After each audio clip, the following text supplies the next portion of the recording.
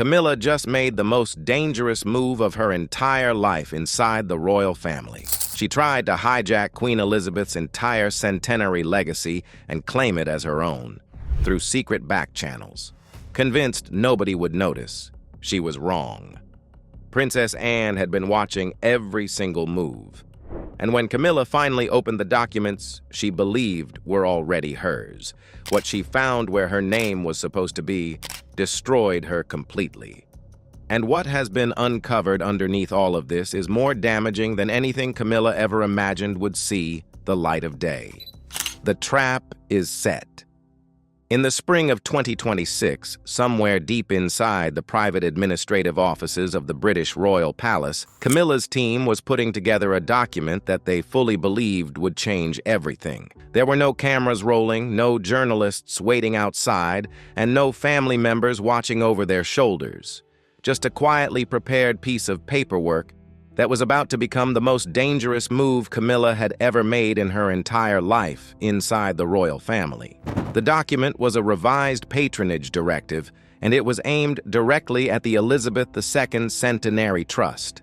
Now, for anyone unfamiliar, the Centenary Trust was a massive global charitable organization being built to celebrate what would have been Queen Elizabeth II's 100th birthday in April of 2026. Today, as we mark what would have been my beloved mother's 100th birthday, we are talking about an organization tied to hundreds of millions in global philanthropic donations, with the moral weight and the historical prestige of the most beloved British monarch of all time sitting behind it. Whoever was named the supreme patron of this trust would control how the world remembered Queen Elizabeth II for the next decade. And all that power, all that global spotlight, and all that money would flow directly through that one person. Can you see why Camilla wanted it so badly?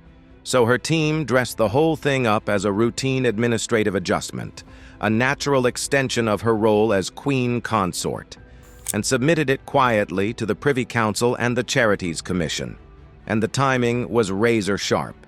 King Charles was battling serious health challenges that had gutted his public schedule. I know from my own experience that a cancer diagnosis can feel overwhelming. Yet, I also know that early detection is the key that can transform treatment journeys. Catherine was deep into her recovery and almost completely out of the public eye. So Camilla looked at the board and saw nothing standing between her and the most powerful charitable position in the royal world. She was completely convinced that the palace machinery would stamp the paperwork and move on without a second glance. But here is where the real darkness of this story begins, because the Centenary Trust was only the first move. At the exact same time, Camilla's team had been quietly mapping the entire Duchy of Cornwall charitable network, which was the massive philanthropic empire that William had inherited, covering dozens of organizations stretched across England and Wales. The strategy was brutal in its ambition. Camilla would use the Centenary Trust approval as the legal precedent, and then follow it up with a second wave of submissions that would plant her name as co-patron or senior honorary patron across William's entire charitable inheritance. Camilla was not just grabbing one trophy. She was trying to swallow William's entire legacy whole, one quiet piece of paperwork at a time. But to fully grasp why Camilla was willing to go this far and take this enormous risk, you have to first understand the fear that was eating her alive underneath all of this. Because here is the brutal reality of Camilla's position inside the royal family. She has zero constitutional standing once Charles is gone. She has no hereditary wealth, no bloodline title, and no independent right to remain at the center of this institution. The moment Charles takes his last breath, Camilla becomes a private citizen with a courtesy title and absolutely nothing else. William would have every legal right to restructure her charitable portfolio, strip her access, and push her completely off the public stage. So the Centenary patronage was never about honoring the late queen. It was about survival. Camilla was building a fortress of public legacy and global goodwill before the walls closed in on her. But what she did not know was that Queen Elizabeth II had reportedly spent her final years writing a series of private memorandum addressed directly to Charles.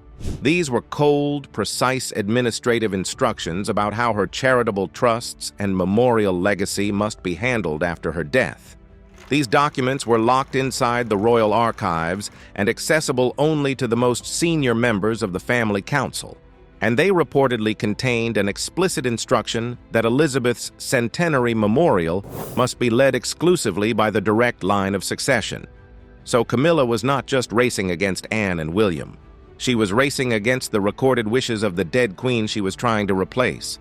Camilla thought she was making a power move, but she was actually walking straight into a trap that Queen Elizabeth herself had helped set from beyond the grave. Just as Camilla's team locked down the final rosters, and Camilla herself was picking out her wardrobe for the Trust's inaugural press launch, convinced that the crown jewel of Queen Elizabeth's legacy was finally hers to command. One copy of that document landed on a desk she had completely forgotten about, and the woman sitting behind that desk was already reaching for the phone. The strike. When the preliminary charter for the Centenary Trust crossed Princess Anne's desk, it was logged by palace staff as a routine administrative review. Anne sat down and read every single word, and the further she read, the colder the room must have felt, because what she was holding was not a routine adjustment. It was a legal time bomb, already armed, already ticking, and addressed directly to the heart of everything she had spent her entire life protecting. If Camilla's patronage directive went through and got formally registered, it would permanently bind Camilla's name to Queen Elizabeth II's Centenary Memorial in official public record and hand Camilla's office direct administrative authority over the Trust's philanthropic direction for years to come. And Anne knew exactly what that authority would be used for. It would not be used to honor the late Queen. It would be used to quietly rewrite the public story of the monarchy itself, to make Charles's decades-long affair look like a love story written by destiny, to push Camilla's private civilian networks onto the world stage using the late Queen's sacred name, and to lock Camilla into a position of institutional power so deep that even William would struggle to dig her out.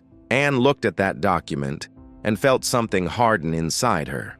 What Camilla had absolutely no idea about was that Anne had seen this coming for months. Long before the Centenary Trust Directive ever arrived, Anne had already noticed a pattern of smaller patronage adjustments, quietly rerouting charitable resources toward Camilla's personal networks. So Anne reached out to a trusted legal advisor she had planted inside the Privy Council and gave him one clear instruction: watch every single patronage submission that touched any sovereign memorial trust and flag it the moment it arrived. That was months before Camilla ever made her move.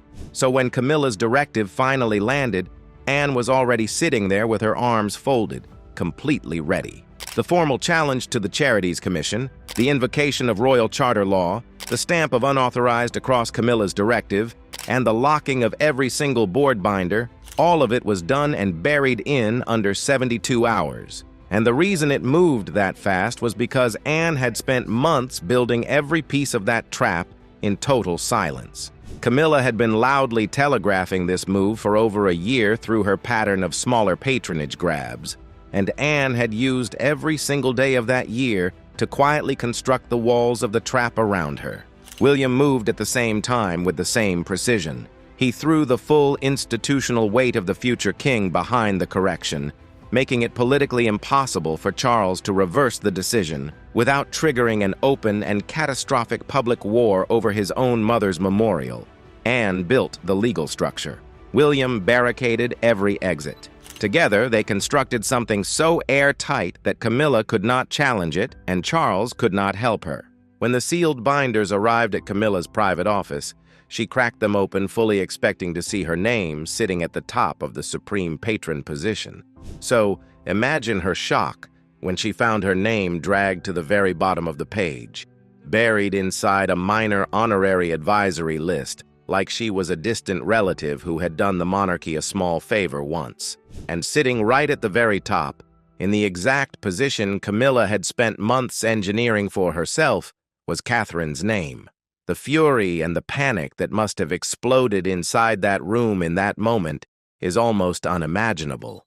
Camilla immediately dragged her private secretary into the room and fired one question at him, the only question that truly mattered at that point, whether the correction had already been formally registered with the Charities Commission as an official matter of public record. When the answer came back that it had, something in Camilla must have completely collapsed, because that confirmation meant this was no longer just a quiet internal family matter that she could sweet talk or strategically maneuver her way out of behind closed doors. This was now cold, hard, documented institutional history sitting in official public record for the entire world to eventually find and read. Not giving up so easily, Camilla picked up the phone and called Charles. He listened in complete silence as she described the locked ledgers, the stripped listing, and the absolute humiliation of those corrected binders. And when she finished, the silence on the line stretched out long and heavy and suffocating. Then Charles spoke, and what he said was worse than any argument could have been. He told her quietly that there was nothing he could do. Anne had not just invoked royal charter law. She had brought the late Queen's own documented posthumous directives into the challenge, the private memoranda locked in the royal archives that explicitly stated her centenary must be led by the direct line of succession. For Charles to reverse this publicly, he would have had to stand up in front of the world and declare himself willing to override his own dead mother's recorded wishes just to hand his wife a title she had grabbed through a back channel. Can you imagine what that moment felt like for Camilla? She had handed her entire life to this man. She had destroyed her reputation for him. She had survived 30 years of global hatred for him. And when she needed him most, he sat on the other end of that phone and told her he was powerless. But here is the detail that almost nobody knows. That same night, after Charles got off the phone with Camilla, he placed a private call to William. According to sources close to the family, Charles told his son that he recognized the legal grounds were unassailable and that he would not be challenging the outcome. And then he said something that was more devastating than anything else in this entire story. He reportedly told William that the future of the institution rested entirely with him and not with the decisions being made inside the king's own household. That was not just a father calling his son. That was a king quietly admitting that the reign had already shifted, that the real power had already moved, and that Camilla was on her own. Charles's silence on that call with Camilla was not weakness. It was a final verdict. But to truly understand what that verdict means for everything that comes next, you need to see exactly what Camilla has been left with and what Catherine has just permanently taken for herself. The Gilded Cage. In the weeks that followed the Patronage drama, William's office quietly launched a full review of every single patronage and charitable affiliation operating under the Queen Consort's name. And what that review reportedly dragged into the light was deeply disturbing. Philanthropic resources had been channeled through Camilla's charitable designations into civilian networks with direct commercial connections to her own family members, specifically tied to the business interests of her son, Tom Parker Bowles. The whole patronage campaign had serious financial machinery running underneath it. William reportedly now holds documented evidence of every single irregular transaction, and that evidence gives him a permanent, iron-tight grip of institutional leverage over Camilla that will outlast Charles's entire reign. She is not just stripped of the patronage. She is now under permanent financial watch by the man who will one day be her king. Like that was not enough humiliation for Camilla already, Catherine walked straight into the exact space Camilla had desperately clawed for and claimed it so completely and so effortlessly that it must have been physically painful to watch. Just days after the trust was finalized, Catherine showed up at a high-profile diplomatic reception, and what she wore that evening stopped every single person in that room dead in their tracks. Draped around her neck was Queen Elizabeth II's three-strand pearl necklace, one of the most historically loaded and emotionally charged pieces in the entire royal jewelry collection. But here is the detail that makes this moment so much darker than it first appears. This specific necklace was worn by Queen Elizabeth II